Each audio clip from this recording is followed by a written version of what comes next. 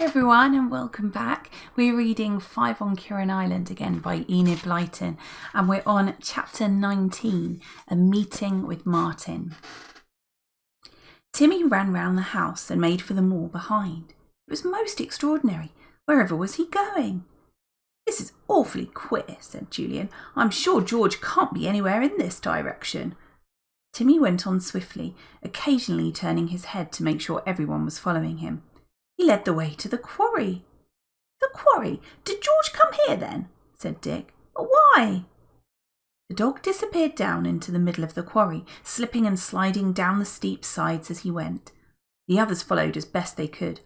Luckily, it was not as slippery as before, and they reached the bottom without accident. Timmy went straight to the shelf of rock and disappeared underneath it.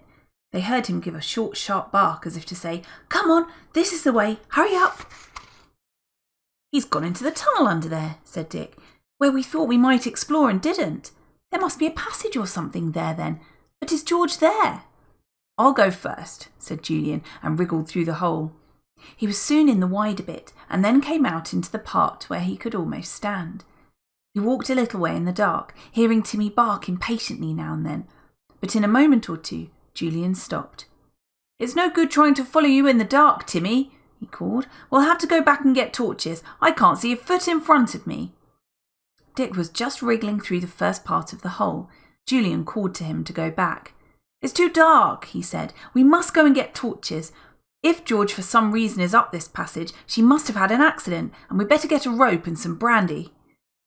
Anne began to cry. She didn't like the idea of George lying hurt in that dark passage. Julian put his arm round her as soon as he was in the open air again. He helped her up the sides of the quarry, followed by Dick. Now, don't worry, we'll get her all right, but it beats me why she went there, and I still can't imagine how Tim and she came from the island, if they are here, instead of on the beach.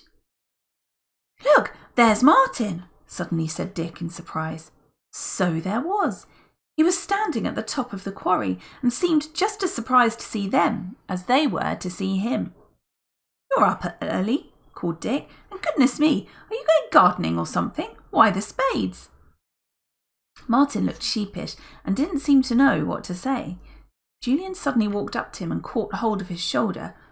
Look here, Martin, there's some funny business going on here. What are you going to do with those spades? Have you seen George? Do you know where she is or anything about her? Come on, tell me. Martin shook his shoulder away from Julian's grip, looking extremely surprised. George? No. What's happened to him? George isn't a him, she's a her, said Anne, still crying. She's disappeared. We thought she'd gone to the island to find her dog, and Timmy suddenly appeared at Kirrin Cottage and brought us here. So it looks as if George might be somewhere near here, said Julian, and I want to know if you've seen her or know anything of her whereabouts. No, Julian, I swear I don't, said Martin. Well, tell me what you're doing here so early in the morning with spades, said Julian roughly. Who are you waiting for? Your father? Yes, said Martin. What are you going to do? Asked Dick. Going exploring up the hole there? Yes, said Martin again, sullen and worried. No harm in that, is there? It's all very queer, said Julian, eyeing him and speaking slowly and loudly. But let me tell you this, we're going exploring, not you. If there's anything strange up that hole, we'll find it. We shall not allow you or your father to get through the hole, so go and find him and tell him that. Martin didn't move. He went very white and stared at Julian miserably.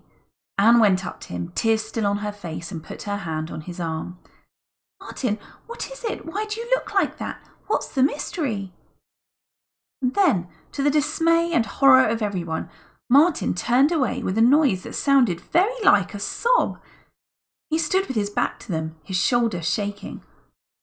Good gracious, what is up? Said Julian in exasperation. Pull yourself together, Martin. Tell us what's worrying you. Everything, said Martin in a muffled voice. Then he swung round to face them. You don't know what it is to have no mother and no father, nobody who cares about you, and then... But you have got a father, said Dick at once.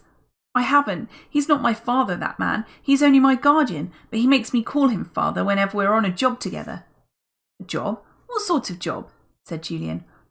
Oh, any kind, all beastly, said Martin, snooping round and finding things out about people and then getting money from them if we promise to say nothing, and receiving stolen goods and selling them, and helping people like the men who are after your uncle's secret. Oh, said Dick at once. Now we're coming to it. I thought you and Mr. Kirrin were both suspiciously interested in Kirrin Island. What's this present job then? My guardian will half kill me for telling you all this, said Martin. It is about the worst thing I've ever been mixed up in, and I know your uncle is there, and perhaps George too now, you say. I can't go on with it. A few more tears ran down his cheeks. It was awful to see a boy crying like that, and the three felt sorry for Martin now. They were also full of horror when they heard him say that the island was to be blown up. How do you know this? Asked Julian. Well, Mr. Kirrin's got a wireless receiver and transmitter, as you know, explained Martin, and so have the fellows on the island, the ones who are after your uncle's secret, so they can easily keep in touch with one another. They mean to get the secret if they can. If not, they're going to blow the whole place sky high so that nobody can get the secret. But they can't get away by boat because they don't know the way through those rocks. Well, how will they get away then? Demanded Julian. We feel sure this hole that Timmy found the other day leads down to the sea and under the seabed to Kirrin Island, said Martin. Yes, I know it sounds too mad to be true, but Mr. Kirrin's got an old map which clearly shows there was once a passage under the seabed. If there is, well, the fellows across on the island can escape down it after making all preparations for the island to be blown up, see? Yes, said Julian, taking a long breath. I do see. I see it all very clearly now. I see something else too. Timmy has found his way from the island using that same passage you have just told us about, and that's why he's led us back here, to take us to the island and rescue Uncle Quentin and George. There was a deep silence. Martin stared at the ground. Dick and Julian thought hard. Anne sobbed a little. It all seemed quite unbelievable to her. Then Julian put his hand on Martin's arm. Martin, you did right to tell us. We may be able to prevent something dreadful, but you must help. We may need those spades of yours, and I expect you've got torches too. We haven't. We don't want to waste time going back and getting them, so will you come with us and help us? Will you lend us those spades and torches? Would you trust me? Said Martin in a low voice. Yes, I want to come and help you, and if we get in now, my guardian won't be able to follow because he won't have a torch. We can get to the island and bring your uncle and George safely back. Good for you, said Dick. Well, come on then. We've been talking far too long. Come on down again, Jew. Hand him a spade and torch, Martin. Anne, you're not to come, said Julian to his little sister. You're to go back and tell Aunt Fanny what's happened. Will you do that? Yes, I don't want to come, said Anne. I'll go back now. Do be careful, Julian. She climbed down with the boys and then stood and watched till all three had disappeared into the hole. Timmy, who had been waiting impatiently during the talking, barking now and again, was glad to find that at last they were going to make a move. He ran ahead in the tunnel, his eyes gleaming green every time he turned to see if they were following. Anne began to climb up the steep side of the quarry again. Then, thinking she heard a cough, she stopped and crouched under a bush. She peered through the leaves and saw Mr. Kirrin. Then she heard his voice. Martin, where on earth are you?